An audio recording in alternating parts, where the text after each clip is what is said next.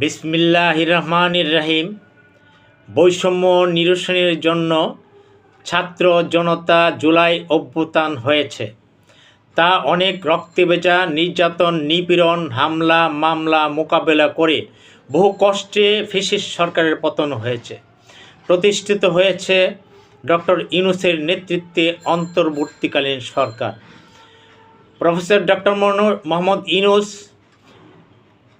একজন বিশ্বখ্যাত নন্দিত ভালো মানুষ, কিন্তু ওনার কিছু উপদেষ্টা বিতর্কিত।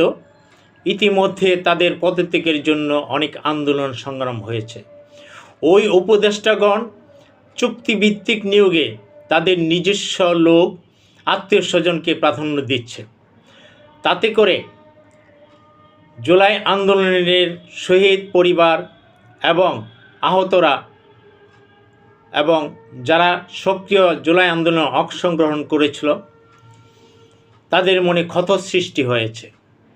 শুধু তাই নয়, সচিবালয় বিভিন্ন জায়গায় লেখা আছে জনসেবার জন্য প্রশাসন, বাস্তবে তার উল্টো। কারণ একজন লোক দীর্ঘ 1 মাস বা তার চেয়ে বেশি সময় ধরেও একজন উপদেষ্টা মহোদয়ের সাথে দেখা করতে পারছেন না। এই যে শহীদ এবং আহত পরিবারগুলো তাদের ন্যূনতম দাবিগুলি নিয়ে উপদেষ্টার সাথে সাক্ষাৎ করতে পারছেন না, এইটা আমরা জাতি হিসাবে আমরা লজ্জিত।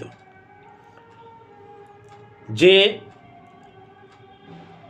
যাদের রক্তের উপর দাঁড়িয়ে এই অন্তর্বর্তীকালীন সরকার, তাদের যদি মূল্যায়ন না করা হয়, জাতি হিসেবে আমরা অকৃতজ্ঞ থেকে যাব।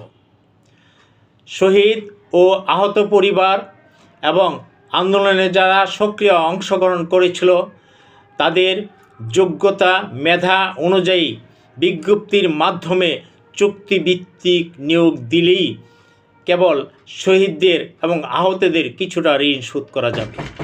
তাই অন্তর্বর্তীকালীন সরকারের প্রতি আহ্বান থাকবে, আপনারা যোগ্যতার ভিত্তিতে মেধার ভিত্তিতে চুক্তিভিত্তিক নিয়োগ দান করলেই কেবল এই জাতি হিসাবে